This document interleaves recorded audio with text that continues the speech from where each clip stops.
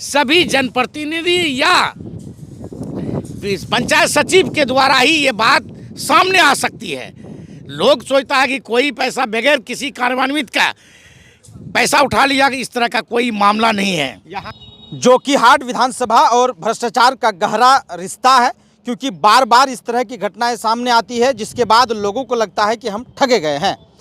तो इस वक्त हमें जो है मिले हैं मुर्शीद आलम जी, और जो सबसे अहम मुद्दा है अभी फ़िलहाल जोकीहाट का, राह इंसानियत फाउंडेशन की तरफ से जो है एक मामला उजागर किया गया है, जिसमें स्पष्ट रूप से कहा गया है कि लाखों रुपये की उगाही जो प्रखंड कार्यपालक सहायक हैं बीपीआरओ के, प्रखंड पंचायती राज पदाधिकारी के, उनके माध्यम से लाखों रुपये की उगाही की गई है। चूँकि मामला पंचायती राज से जुड़ा हुआ है, पंचायती राज पदाधिकारियों से जुड़ा हुआ है, और पिछले 25 सालों से आप पंचायत में राजनीति भी करते आए हैं।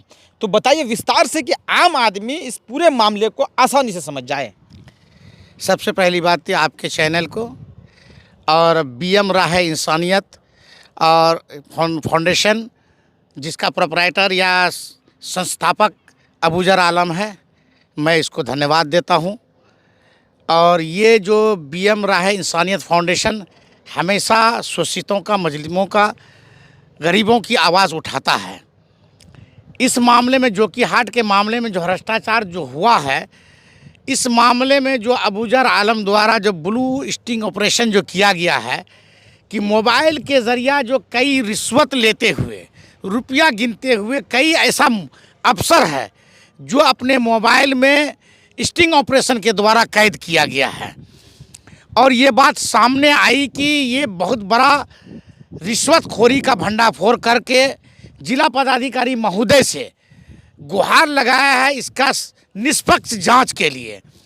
इस संबंध में मैं कहना चाहूँगा कि ये जो राशि है, ये राशि प्रखंड विकास पदाधिकारी जोकीहाट रणवीर कुमार द्वारा और अजय कुमार द्वारा, जो पंचायती राज पदाधिकारी जोकीहाट हैं, और मुकेश कुमार निखिल जो हैं वो अकाउंटेंट हैं जोकीहाट के, इन लोगों ने बड़ा षड्यंत्र और साजिश के तहत सभी पंचायतों के कार्यपालक सहायक को और पंचायत सचिव को डरा धमका करके ये कहा गया कि जो भी योजना ली जाएगी षष्ठम वित्त आयोग में, पंचम वित्त आयोग में, 15वें वित्त आयोग में, जो सरकार समय समय पर राशि देती है, तो इस राशि का जो जबकि पंचायत में स्वयं कार्यपालक सहायक द्वारा एंट्री किया जाना है ई ग्राम स्वराज में, लेकिन ऐसा जोकीहाट में नहीं किया गया।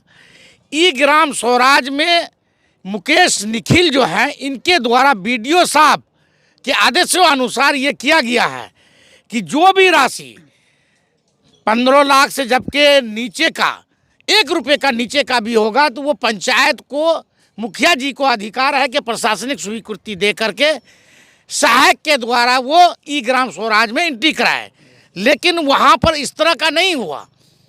तो वहाँ ऐसा हुआ है कि जो राशि है वो राशि को ये अपने दबाव से बीडीओ साहब और बीपीआरओ साहब वो राशि को अपने स्तर से ये मुकेश द्वारा एंट्री कराया गया है, और मुकेश द्वारा 5% की उगाही की गई मात्र एंट्री के नाम पर।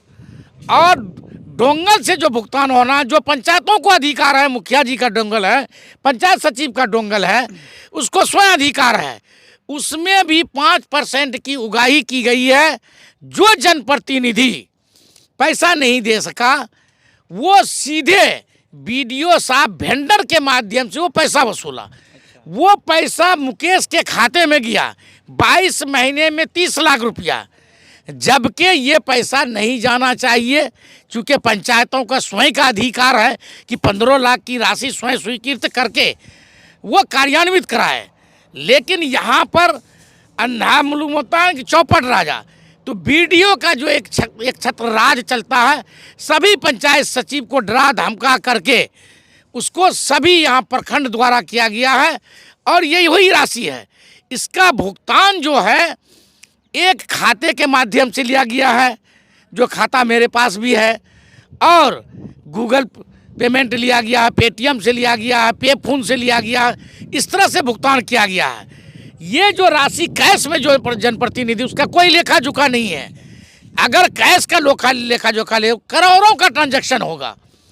तो मैं इस संबंध में कहूँगा, ये सभी पंचायतों की राशि है, पंचायत में स्वीकृति के नाम से, जबकि बीडीओ को कोई अधिकार नहीं है कि पंचायत में 15 लाख से के नीचे का योजना स्वयं स्वीकृत करेंगे।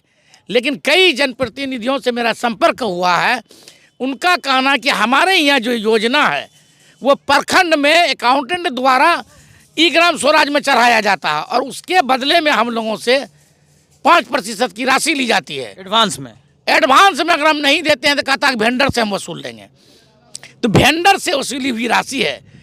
तो हम माननीय जिला पदाधिकारी महोदय से आग्रह करेंगे, अनुरोध करेंगे कि यहाँ पर चूँकि ये पैसा डायरेक्ट किसी खाते से नहीं लिया गया है, जब खाते से किसी का होगा खंगाला जाएगा, या कोई ऐसा योजना नहीं है जो कार्यान्वित नहीं हुआ और पैसा निकाल लिया गया, इस तरह के भी नहीं है। ये सारी राशि कमीशन के नाम पर ली गई है। उसकी जांच तभी हो पाएगी सभी जनप्रतिनिधि या पंचायत सचिव के द्वारा ही ये बात सामने आ सकती है। लोग सोचता है कि कोई पैसा बगैर किसी कार्यान्वित का पैसा उठा लिया, इस तरह का कोई मामला नहीं है। पंचायत के जो पावर है, जो शक्तियां हैं, उस शक्ति के विरुद्ध अपनी भय का शक्ति दिखा करके ये वसूली की गई है।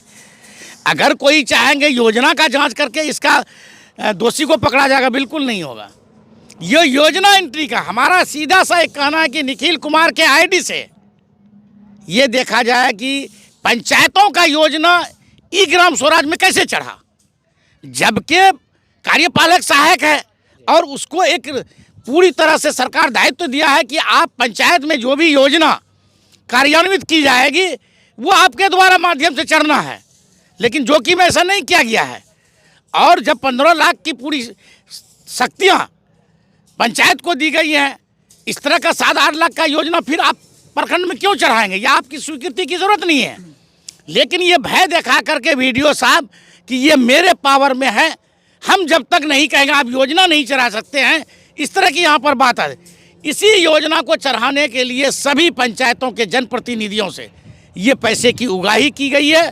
और ये पैसा जो आया है 11 आदमी के इसमें मोबाइल से और कुछ अकाउंटेंट से, जैसे माँ माया देवी है और कहीं रूबी कुमारी है और एक शर्मा है और लोगों का जो है अमित कुमार है, सब लोग ये लोग वेंडर हैं।